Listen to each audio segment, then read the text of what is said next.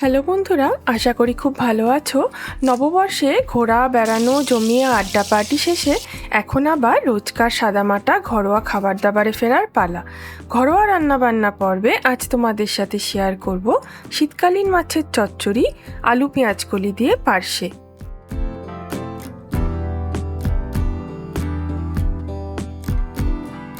একদম ছোট ছোট পার্শে ধুয়ে বেছে পরিষ্কার করে রাখা আর ম্যারিনেশনের জন্য দিয়ে দেব পরিমাণ মতো নুন আর হলুদ।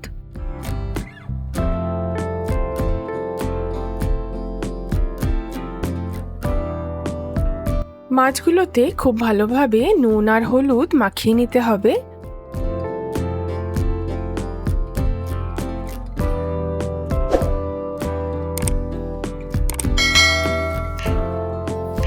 দুটো লম্বা গোছের মিডিয়াম সাইজের আলু এইভাবে মোটা মোটা করে টুকরো করে নিচ্ছি।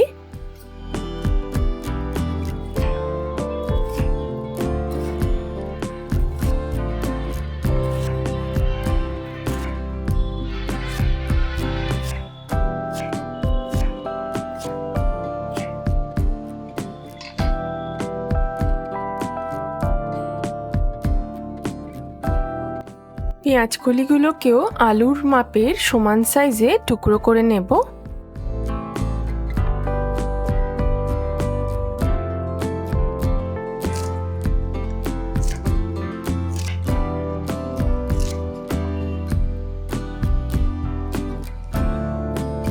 একটা বড় দেখে টমেটো, এটাকেও লম্বা লম্বা করে টুকরো করে নিচ্ছি।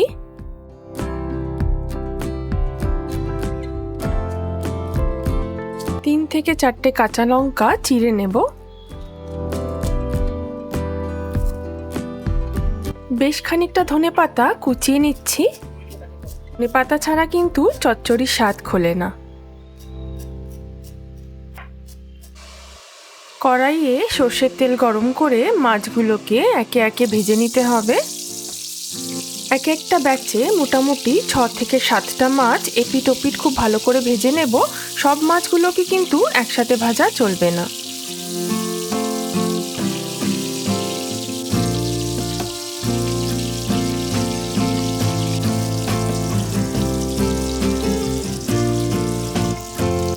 মাছের দুপিঠেই হালকা কালার চলে এসছে, মাছগুলোকে নামিয়ে নেব।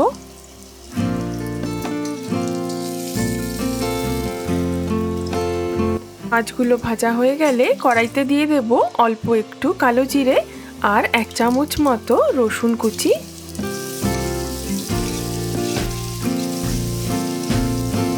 প্রথমে আলুগুলোকে দিয়ে 2 থেকে 3 মিনিট একটু হালকা ভাজা করে নিতে হবে।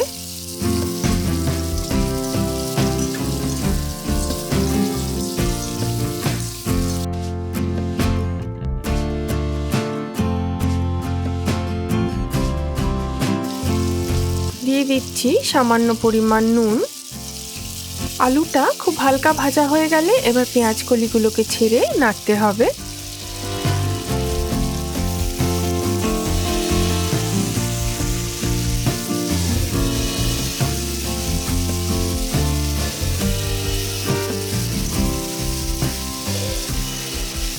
একে একে দিয়ে দিচ্ছি কেটে রাখা টমেটোগুলো।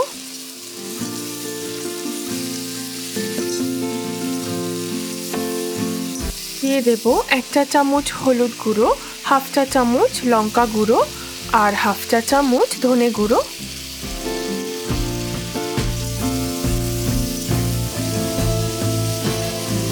পেঁয়াজকলিগুলো খুব কচি, তাই রান্নাটা হতে কিন্তু বেশি টাইম লাগবে না।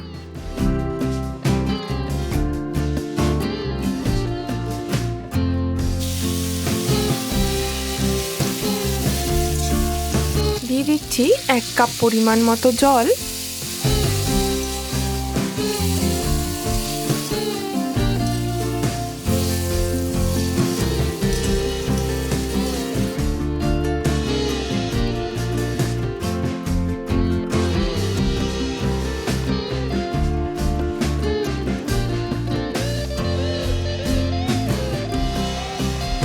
ঝোলটা ফুটে উঠলে ভেজে রাখা পার্শে মাছগুলোকে ছেড়ে দিচ্ছি।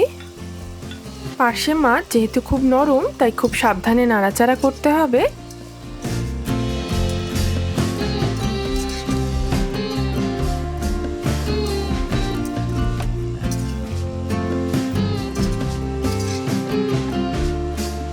ঝোলটা একটু গা মাখা মাখা হবে। ঝোলটা ফুটে গিয়েছে, এবার উপর থেকে ছড়িয়ে দেব ধনেপাতা কুচি আর কাঁচা লঙ্কা।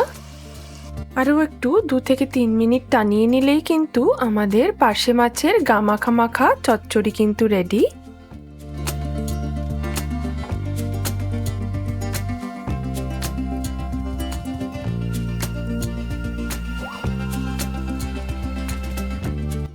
খুব সুস্বাদু এবং চটজলদি রেসিপি। তোমরাও কিন্তু বাড়িতে অবশ্যই ট্রাই করো আর আমাকে জানাতে ভুলো না। রান্নাটা ভালো লাগলে লাইক, শেয়ার আর সাবস্ক্রাইব করো আর দেখতে থাকো 5 স্পাইস স্টোরিজ।